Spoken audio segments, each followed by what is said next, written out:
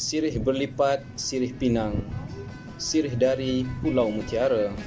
Pemanis kata selamat datang, awal bismillah, pembuka bicara.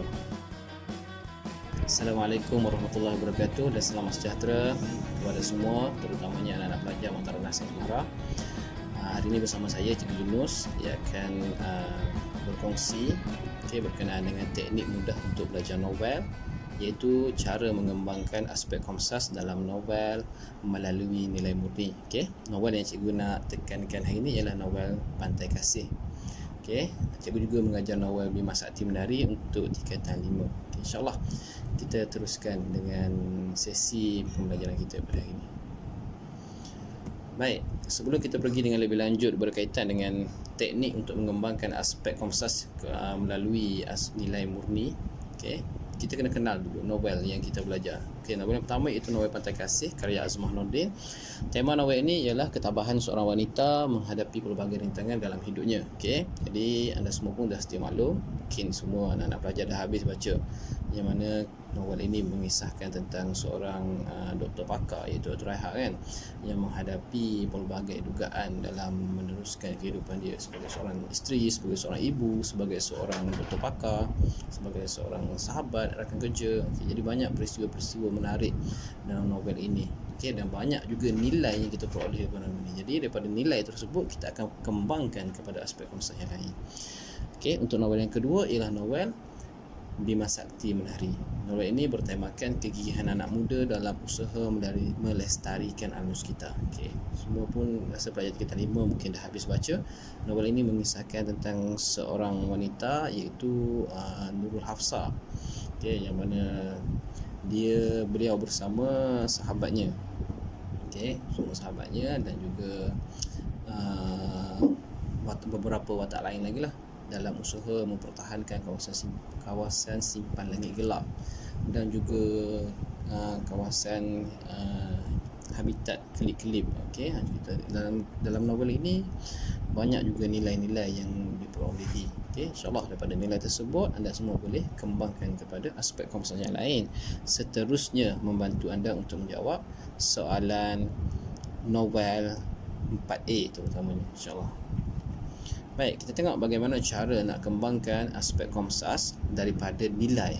Ini cara alih. Contoh perkara yang kita boleh buat untuk lakukan untuk mengembangkan nilai kepada aspek komsas yang lain ialah kita perlu senaraikan nilai yang terdapat dalam novel dan sertakan dengan contoh peristiwa.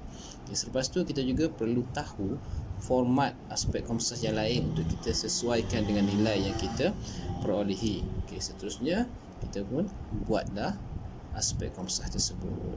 Tulis aspek komsas tersebut berdasarkan nilai yang kita jumpa. Aspek komsas yang boleh dikembangkan daripada nilai. Ini antara aspek komsas yang boleh dikembangkan daripada nilai. Contohnya pengajaran, perwatakan, persoalan, latar masyarakat, latar masa dan latar tempat. Latar masa, latar tempat ni cikgu merahkan kerana kadang-kadang kita tak boleh nak tetapkan latar tempat, latar masa ni. Dia hanya bergantung kepada contoh peristiwa berdasarkan nilai yang kita senaraikan. InsyaAllah mari kita tengok jadual pengembangan. Bagaimana kita nak kembangkan jadual. Contohnya cikgu bagi contoh novel Pantai Kasih untuk kali ni, sebab kita tak ada masa yang panjang.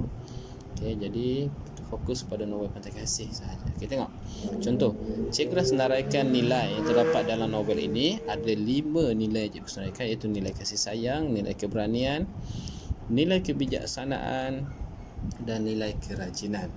Apa yang perlu cikgu buat, apa yang perlu anda semua buat?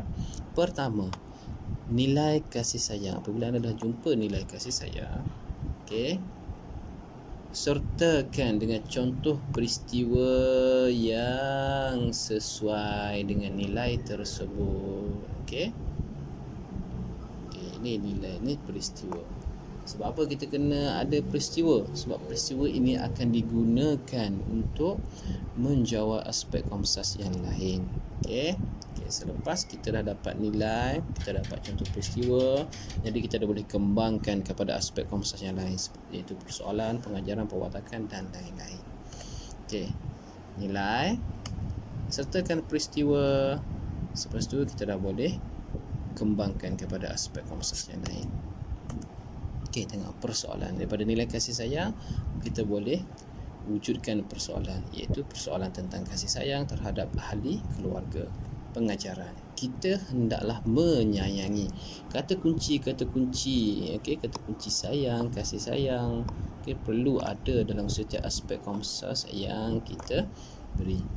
Perwatakan, kita seorang yang penyayang, merujuk kepada Dr. Reha yang merupakan watak utama. Seterusnya, latar masyarakat yang penyayang. Okey, untuk latar masa tiada, latar tempat tiada. Kenapa cikgu kata tiada? Sebab berdasarkan contoh peristiwa tidak dapat kita nak kembangkan kepada latar masa dan latar tempat. Okey, tak semestinya semua nilai yang kita buat boleh kembangkan kepada aspek konversasi yang lain, terutamanya latar masa ataupun latar tempat.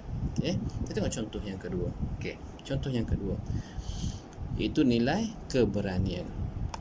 Nilai keberanian, bila kita dah dapat contoh peristiwa, kita boleh kembangkan kepada persoalan tentang keberanian. Kita akan gunakan contoh peristiwa yang sama. Okay, pengajaran, kita hendaklah berani dalam menegakkan hak agar hidup lebih sejahtera. Okey, cikgu nak ingatkan balik buat anak-anak pelajar. Pelajar selalu lupa kata kunci yang terakhir dalam pengajaran. Okey, iaitu kata kunci mengapa. Okey, pengajaran ni, kita nak buat pengajaran, kita hanya perlu ingat 3 perkara, iaitu siapa, apa, mengapa. Siapa, kita. Apa, hendaklah berani dalam menegakkan hak. Mengapa, agar hidup lebih sejahtera. Anak-anak pelajar selalu lupa mengapa ni. Okey, hanya sebagai selingan, okey, ingatan untuk buat anak-anak pelajar semua dalam menulis pengajaran. Okey, seterusnya perwatakan, seorang yang berani, masyarakat yang berani. Latar masa ada, sebab berdasarkan peristiwa kita tahu. Okey, peristiwa ini berlaku pada waktu siang, iaitu pendakwaan Dr. Reha terhadap suaminya di mahkamah. Okey, mahkamah memang tak adalah berlaku pada waktu malam, okey, waktu siang ataupun pagi. Lepas tu latar tempat kita pun tahu, iaitu di mahkamah keluarga.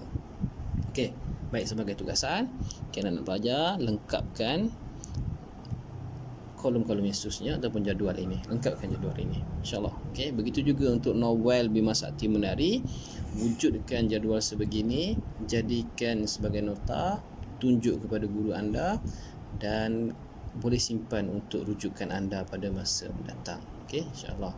Baik, tidak dilupakan juga, cikgu akan tunjukkan kepada anak-anak pelajar semua bagaimana cara, okey, iaitu langkah menjawab soalan novel 4A. Okey, teknik menjawab yang lengkap bermula dengan pendahuluan dan isi yang diminta oleh soalan. Okey, kita tengok soalan. Contoh soalan ni cikgu ambil daripada soalan SPM. Okey, soalan dia tanya, latar masyarakat menjadi aspek penting dalam sesebuah novel. Huraikan 2 latar masyarakat dalam novel yang anda pelajari. 7 markah. Okey, satu persatu. Untuk menjawab soalan ini, anda perlu pastikan jawapan anda terdiri daripada 3 perenggan. Perenggan pertama namanya pendahuluan. Okey, pendahuluan ni kita akan menetapkan novel yang ingin kita huraikan dalam jawapan kita. Okey, contoh jawapan kita, perenggan yang pertama, berdasarkan novel Pantai Kasih karya Azmah Nordin, terdapat 2 latar masyarakat. Okey, ini contoh pendahuluan yang paling mudah. Okey, selepas tu terus pergi pada perenggan yang kedua, iaitu dengan meletakkan latar masyarakat yang telah kita kenal pasti. Okey, latar masyarakat ni juga kita tahu kan, kita boleh kembangkan daripada, kalau kita tidak tahu latar masyarakat, kita boleh fikirkan nilai. Okey, daripada nilai kita tukar kepada latar masyarakat. Okey, untuk isi yang pertama, perenggan yang kedua, latar masyarakat yang terdapat dalam novel ini ialah masyarakat yang penyayang. Okey, lepas tu kita pun ambil bukti, iaitu contoh peristiwa seperti jadual yang telah cikgu berikan. Perenggan yang ketiga, iaitu perenggan isi yang kedua. Selain itu, saya menggalakkan semua anak pelajar untuk menggunakan penanda wacana bagi menjawab setiap soalan yang mempunyai beberapa perenggan. Mulakan dengan penanda wacana. Data masyarakat yang terdapat dalam web ini ialah masyarakat yang berani.